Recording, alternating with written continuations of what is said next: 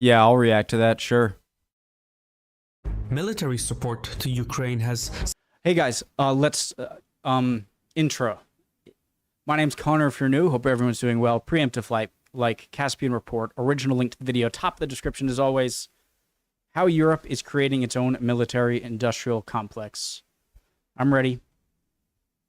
Let's go. Significantly diminished the combat readiness.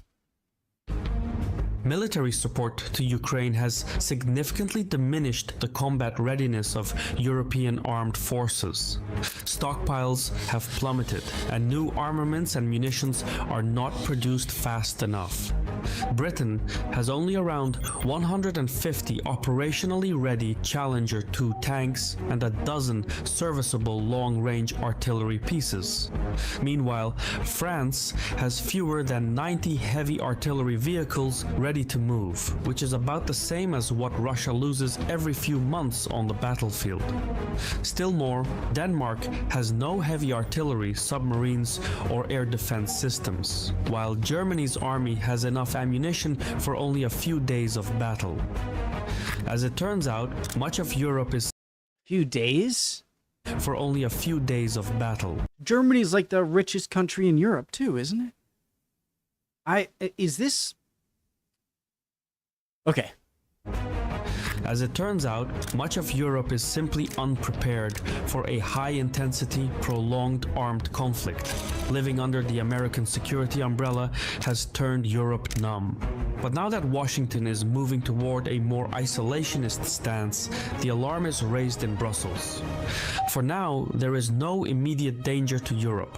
The Russians are constrained by the war of attrition in Ukraine. However, if Russia ultimately wins in Ukraine, Moscow will rearm within 3 to 4 years and then likely start up some new conflict elsewhere. President Putin has always mourned the loss of the Soviet Union, which included Ukraine and the Baltic nations, but also much of Eastern Europe as part of its sphere of influence. The premise is clear. In the coming years, Europeans can either step up or start learning. Yeah, guys, were these countries, Romania, Hungary, Slovakia, Poland, Lithuania, Latvia, were these considered like in the Soviet Union, or again just as like Soviet heavily controlled? You know? In the coming years, Europeans can either step up or start learning Russian. Making these types of videos requires diligent research, writing, and editing. However, YouTube's payout is too low to make it financially sustainable, so every video needs a sponsor. This month, we've had trouble covering our expenses, so we reached out to Ground News to sponsor this video. Guys, please, if I'm gonna watch the ad and go through it. If you watch along with me and you are interested in Ground News and you found out here, just please make sure to use his promo codes, Caspian Report, his links, the link to his video again, top of the description. Just if this interests you, you want to sign up, just please use that stuff. And thankfully, they came through. Ground News is a platform that gives access to local and regional sources. Great idea. It allows me to compare headlines on the same story and see how different sources frame certain events. Consider for a moment the following. If Trump wins the presidential election, the US is likely to scale down support to Ukraine. In a recent phone call with Ukrainian President Zelensky, Trump vowed to bring peace if re-elected. Some 90 news articles covered the story. No further details were provided, but Trump's peace terms are likely to be in Russia's favor. This then makes an indigenous European military-industrial complex more pressing than before. Around the time of Trump's phone call, Germany and Britain signed defense deals to boost military ties. Only 31 articles were published on this story, 6 of which which were from Ukraine. These types of deals are likely to increase in the coming months, and it's precisely the nuance that is oftentimes lost in the media. Go to ground.news/Caspian to learn more. Use the Subscribe /Caspian, through my guys. link for 40% off unlimited access. That's what I use for my analysis. By subscribing, you are directly supporting Caspian Report.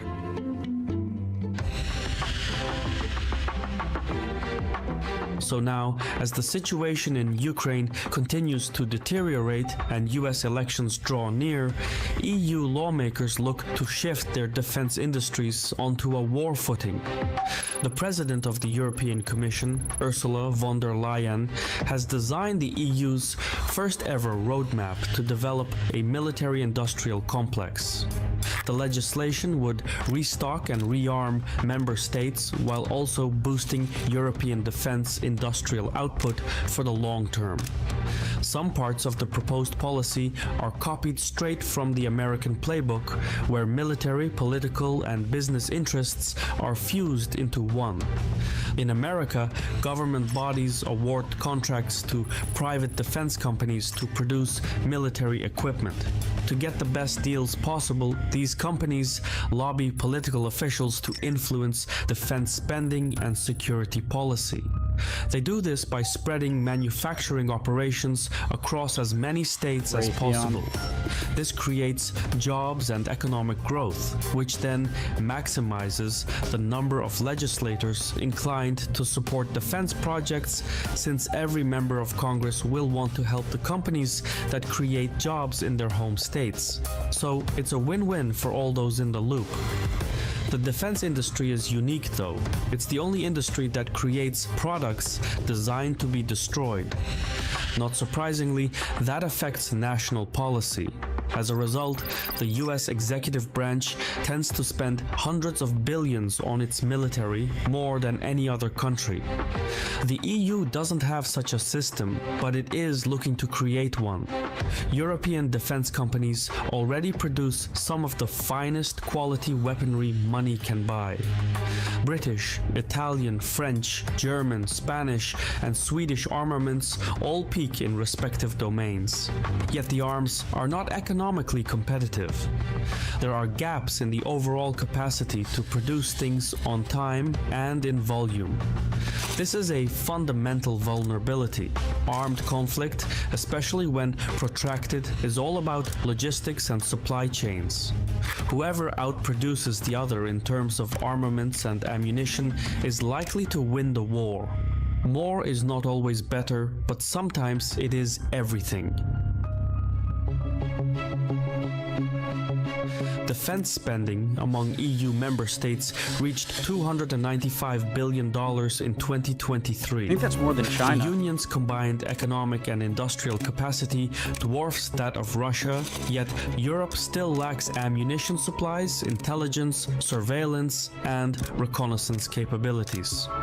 The problem is that the EU is a collection of sovereign states that draft individual policies. National interests, protectionism, and bureaucracy have prevented effective cooperation within Europe. This everyone for itself way of doing business would have likely continued were it not for COVID. The pandemic changed things politically in ways that would otherwise not have been possible. By taking stringent preventive measures against the spread of COVID and doing so across all 27 member states of the EU, the European Commission exercised unprecedented authority. It steadily became a powerful legislative body across its territories. The European Commission has never been as powerful as it is today. This reality This stuff still has completely confuses me a little bit. I'm not completely clueless, but this kind of relationship structure between these different EU bodies still a little confused on it. Legislated For a different video, obviously. unprecedented authority. It steadily became a powerful legislative body across its territories. The European Commission has never been as powerful as it is today. This reality has completely changed the way the European machine works. Now, the European Commission wants to upend the way the Union finances and sells arms by introducing new mechanisms to streamline defense policy. In effect, it is a military-industrial complex, all but in name. The plan in motion is perhaps Europe's biggest military overhaul since the end of the Cold War. On March 5th, the European Commission unveiled two new programs: the European Defense Industry Strategy, or EDIS, and the European Defense Investment Program, EDIP for short. Together, EDIS and EDIP aim to stimulate cross-border cooperation for arms production while also strengthening the Union's defense technological and industrial base.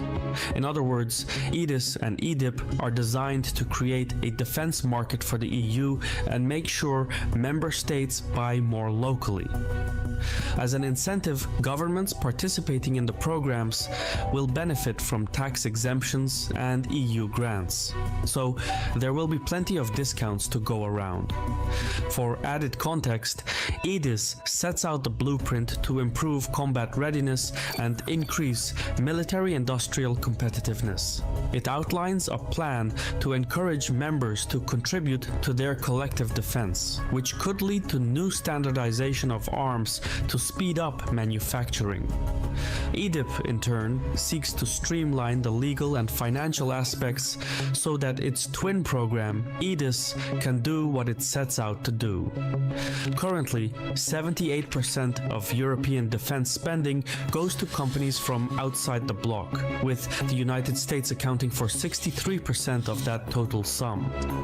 However, buying from outside the European Union involves almost no European technologies or intellectual properties, which may seem trivial but ultimately dismantles the EU's competitive edge in technology and... On second thought, guys, maybe forget about this. It's nothing to do with American arms sales profits. We're gonna lose money.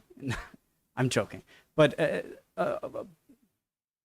I'm American, but as putting myself in a European country, EU, NATO shoes, in their shoes, I wouldn't, even if you're an ally like the US, I wouldn't want to be reliant. Yeah, I think America becoming increasingly isolationist, as he said, is a little bit far. I think it's really going to depend on whether it's a Trump victory in November or a Harris victory in November, because there are, if I'm European, are legitimate fears that Trump will be much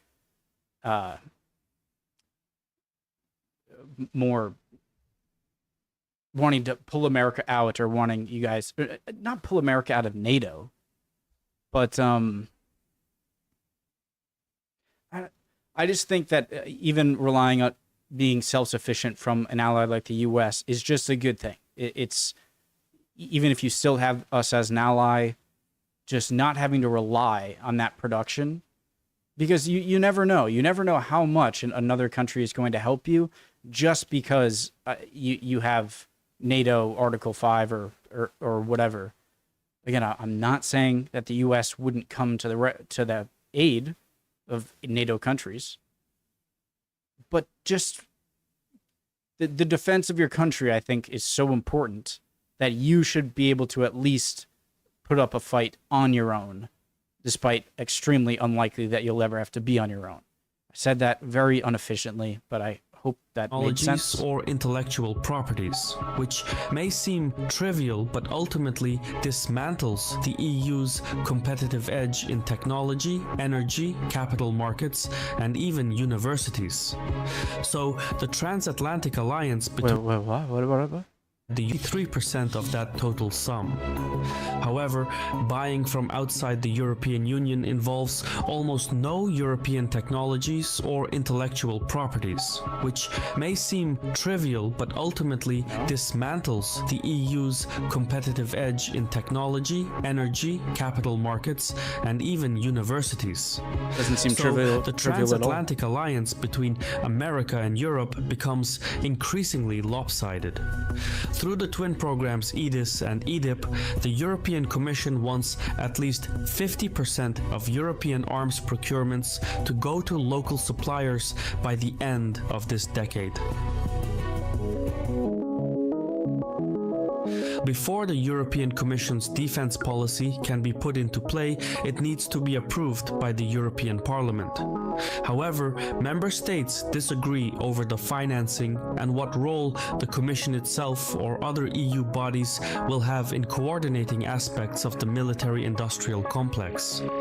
EU countries have always been protective of their sovereignty, especially when it comes to defense planning and spending. The big players within the Union look to score contracts for their own respective industries. You can't expect France to vote in favor of purchasing Italian weaponry while putting aside its own industries. That would be politically unsustainable. As such, France and Italy have pushed back on some of the aspects of Shows you such just how different. I know, like I've seen headlines or like YouTube titles and videos of like, is a United States of Europe possible or coming, or is the EU like sometimes it's considered a country in a lot of like statistics, or at least an asterisk. But like was said, with America spreading out its military contracts with private companies throughout America in many different states, there isn't that giant split between Arizona and Michigan or whoever. It's still very much one country. America is one country. But I think I see a lot of people kind of comparing countries in the EU to states in the US, and this is just a giant reason why it's really not that similar. I don't Europe's think. would-be military-industrial complex. The same principle applies to the Baltic states, who see Russia as an imminent threat and look for readily available weapons regardless of their origins, rather than commercially incentivized weapons, which may take longer to deliver. Furthermore, the EU's policy falls short on distribution, specifically the distribution of manufacturing operations across as many countries as possible. That's how the military-industrial complex works in the United States. Doing so creates jobs and economic growth, which encourages legislators to support defense companies. So, the EU needs to figure out how to get the French to buy Italian arms, how to get the Germans to buy Spanish arms, and so on. There is also criticism of the new standardization of arms. Most European militaries are deeply integrated with NATO standards and equipment. A significant portion of the systems and weapons come from the United States, and not all European-made hardware is interoperable with American systems. Poland and some of the Nordic states have placed substantial orders for American weapons. The last thing they want to do is impair interoperability by developing new EU standards to boost the military-industrial complex. Moreover, many I didn't mishear. I heard that, but I don't understand it. want to do have placed substance. Poland and some of the Nordic states have placed substantial orders for American weapons. The last thing they want to do is impair interoperability by developing new EU standards to boost the military-industrial complex. Why do you need to change the standards? How is... By developing new, the last thing they want to do is impair interoperability by developing new EU standards to boost the military-industrial complex. Can't you just use the American standard operability, like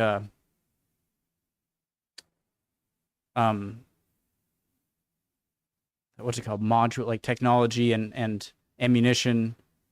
Like, how would creating ammunition in the European military industrial complex that is operable with the bought American stuff? I thought there was already like a NATO standard round size and shell size. And I know not every country in the EU is in NATO, but a lot of them are.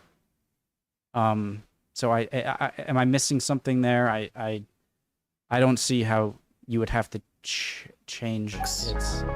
Moreover, many European governments purchase weapons from the United States, not just because it's faster and easier, but also because it buys political allies in the Pentagon. America takes care of its friends, or in this case, its loyal customers. Yeah. So arms deals aren't yes. Or in this case, its loyal customers. So arms deals aren't just about buying weapons, they're about buying... This idea of friends, right?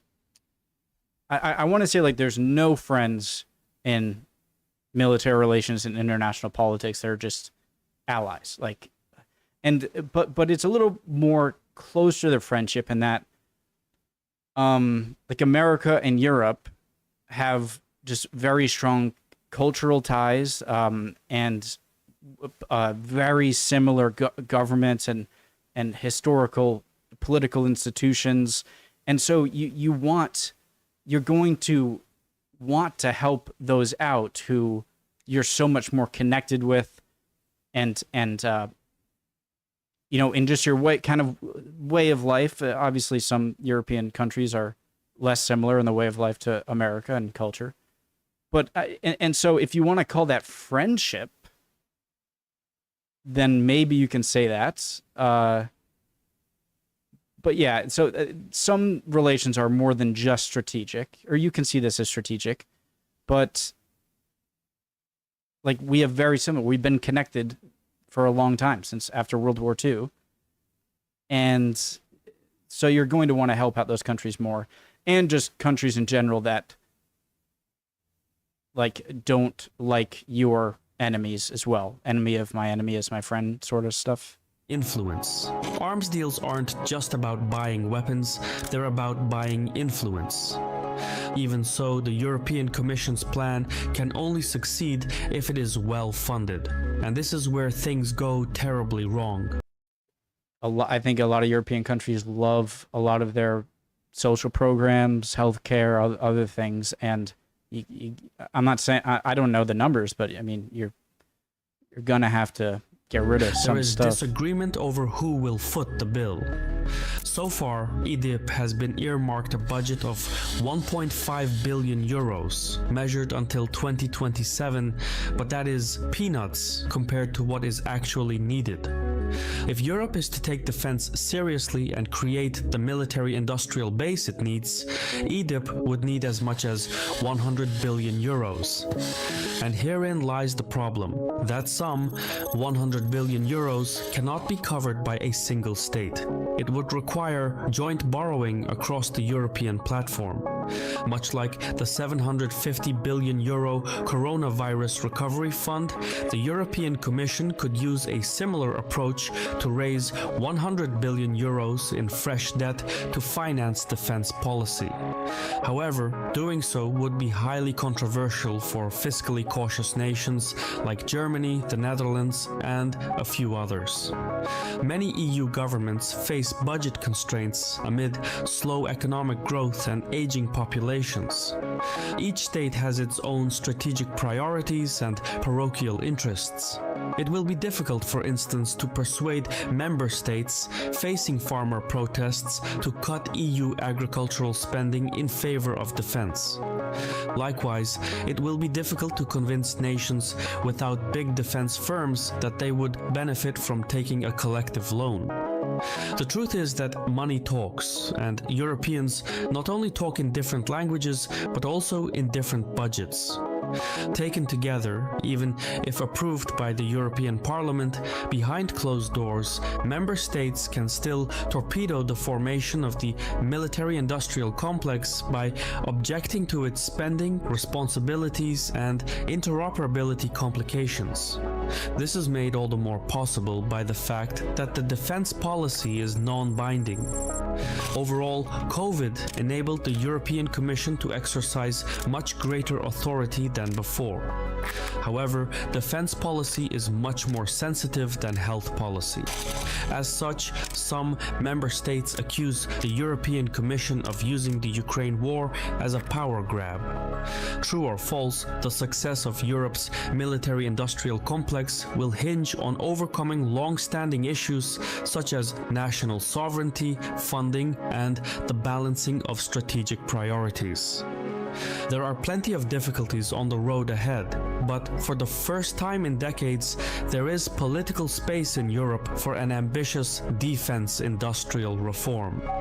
Building the necessary consensus will not be easy, but to set the terms of war, one must bear the weight of peace.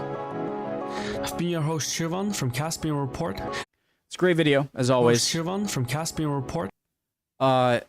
So it seems like the main overall general issue that all of the smaller issues in this video stem from is just disunity. There's not enough unity and cohesion and agreement among all of the member states in what to do and how to fund it, how to do it.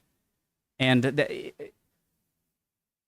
you know, it's not that long from World War II, okay? And I think that it's frustrating for a lot of people that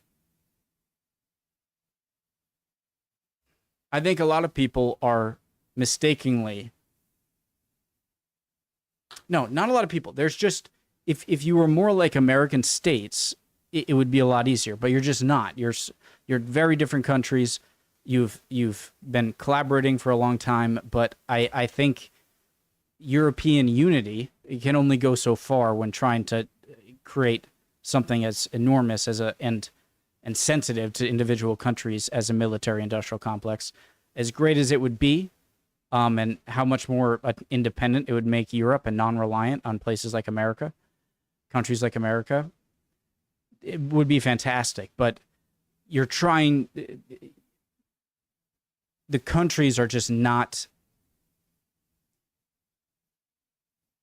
There's so much, they're not similar. You guys have so many different cultures, different languages, different government styles in some ways. And to create this sort of thing, it seems like that's the main issue, is in order for anything like this to be successful, you have to be so much more together. And that's not something you can just force.